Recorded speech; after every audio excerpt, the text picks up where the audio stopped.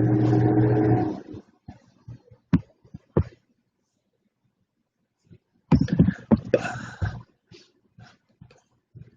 live. I think I am. I don't know. I'm in a different location today and I'm all thrown off trying to get a lot of other stuff done. So I'm sorry that I am a little bit late this morning. It is 10:08, so that means I just don't have as much time to talk. Let's see if some people get on. I think I've got it all going. Minimize this for a second.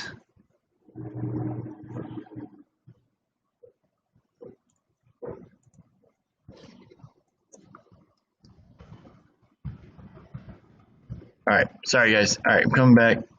We are on. Let's see, got some people. Oh, Caitlin's here. Good job, Caitlin, Anna, Ashlyn. All right, now we're cooking. We got some people on now. Caitlin, Ashlyn, Anna, Christy. How's it going? Caitlin and Christy are on Facebook. For those of you who don't know, I don't know if the stringers are on. They'll catch it later. So I'm in my church office today. I'm trying to get some stuff done, trying to get some things scheduled, and super excited. I'm actually hoping that I receive an email while I'm on. I got to sneeze. I don't have corona. I just all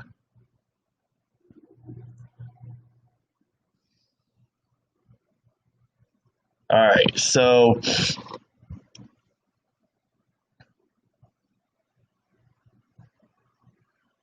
all right, I'll have to figure that out. All right. Let me see. Okay. What we're talking about this morning. Acts 22, verse 10. This is actually a really interesting verse. So Acts 22:10, it's a challenge that is multifaceted this morning. And so here's the thing that I want to tell you is that part of this is something that we cannot explain on a 110 at 10. So it would take a lot longer. People have talked about this for ages, and that's free will and the ability to have free will. If I sneeze, I'm sorry. Or if I keep acting like I'm going to sneeze, I feel like I have to. Anyway, free will is a huge thing. It's an important thing. It's a true thing. We do have free will. Even in the midst of God being ultimately sovereign and all of those things. So we know this basic things by the idea that God created Adam and Eve, and he created them with free will and said, do not eat of this tree. So he gave them a command to follow, which meant that they had the option to not follow it, which they did. They exercised that right to not follow it. So they had a free will. They knew what they were doing. They had the option to choose whether to obey or disobey God, and they chose not to. So they were created good. They were created correctly. They were created with a free will, and they chose to use that free will improperly. Now, we could get into very long discussions about free will and what all that looks like. But I want to tell you that it is there. And so I know that I don't try to ask you guys to do that a lot, but for the sake of today, for the sake of discussion, let's just assume that there is a free will. And we can talk a long time about it if you guys want to. Acts 22, verse 10, Paul is refreshing. He's retelling the story of his conversion. And he explains this statement. Here's what I want to share with you. In Acts 22, verse 10, Paul is saying this, and he was talking about that he saw Jesus. There was a bright light. He asked Jesus who he was. He said he was Jesus of Nazareth, who you're persecuting. And he said he got it. He understood that he was wrong. In verse 10, and this is a verse that I think you could make yourself like a life goal or one of those notes that you put on that you read every morning. And it says, verse 10, and I said, what shall I do, Lord? Paul's asking a question to Jesus, and he says, It says, and I said, what shall I do, Lord? And the Lord said to him, and he gives him some instructions. Here's the thing that I want to challenge you with this morning, is that at all times, every day, every moment, we should be asking ourselves, what do you want me to do, God? What do you want me to do? What is your plan? My goal in life should be to give my free will up so that I can conform to the will of God. Asking this is, what shall I do, Lord? Or what would you will me to do? What would you have me do? Is saying, what it's doing is it's humbling yourself in front of God and saying, I know that I have the option to go and do anything that I want to do, but I am asking and submitting my life to you, to saying, Lord, what can I do to make you happy? What can I do to please you? And so this is the thing that we need to be doing every day, submitting our will to him and allowing ourselves to be conformed by the will of God, not making it about us. This is where Paul would later say in his letters, every day I wake up and I die to myself so that I can live for Christ. This is what Paul is referencing. This is what he did with Jesus on that road. He's saying, okay, you're Lord. What would you have me do? I will submit to you. I will do what you want me to do, I will do. And this is hard because every day we want to do what we want to do. We wake up, I'm getting ready to order another planner because, this one's getting full, or it's confusing for me.